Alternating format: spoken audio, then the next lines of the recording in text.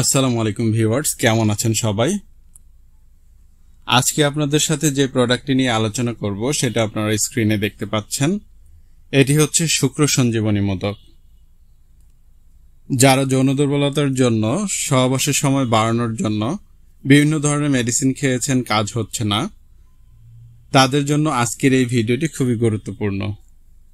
সহবাসের সময়কে বৃদ্ধি করার জন্য এবং বীর্য গাঢ় করার জন্য এই প্রোডাক্টটি কতটুকু কার্যকর এবং এছাড়া আর কি কি রোগের জন্য এটি ব্যবহার হয়ে থাকে, কিভাবে সেবন করলে আপনারা সর্বোত্তম ফলাফল পাবেন, এটি সেবনের ফলে কোনো পার্শ্ব প্রতিক্রিয়া বা ক্ষতি হয় কিনা সেই বিষয়ে বিস্তারিত জানানো হবে আজকের এই ভিডিওতে। তাই বিস্তারিত জানতে যারা আগ্রহী তারা ভিডিওটি না টেনে শেষ পর্যন্ত দেখুন।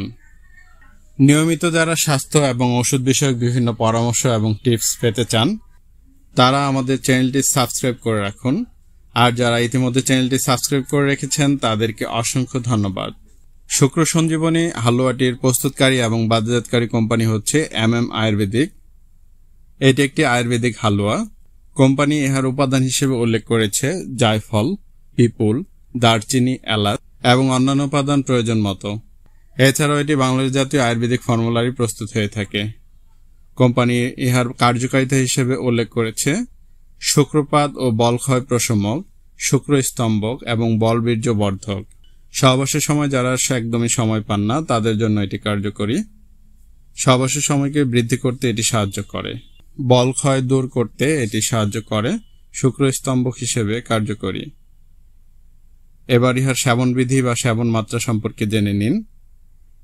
1 থেকে 2 চা চামচ করে দিনে 1 থেকে 2 বার আহারের পর সেবন করতে হয় অথবা চিকিৎসকের পরামর্শ অনুযায়ী সেবন করতে হয়।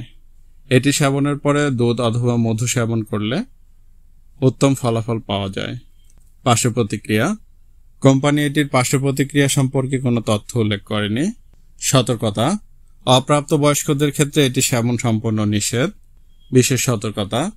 আমার ভিডিও দেখে অনুপ্রাণিত হয়ে কেউ প্রোডাক্টটি সেবন করবেন না। যে কোনো প্রোডাক্ট সেবন করার পূর্বে অবশ্যই চিকিৎসকের পরামর্শ গ্রহণ করবেন, কারণ চিকিৎসক আপনার সকল দিক বিবেচনা করে প্রোডাক্টের ডোজ নির্ধারণ করে দিবেন এবং এটি আপনার জন্য প্রযোজ্য কিনা সেটাও নির্ধারণ করে দিবেন। সকল ওষুধ আলো থেকে দূরে, ঠান্ডা এবং শুষ্ক স্থানে রাখুন। সকল ওষুধ শিশুদের নাগালের বাইরে রাখুন।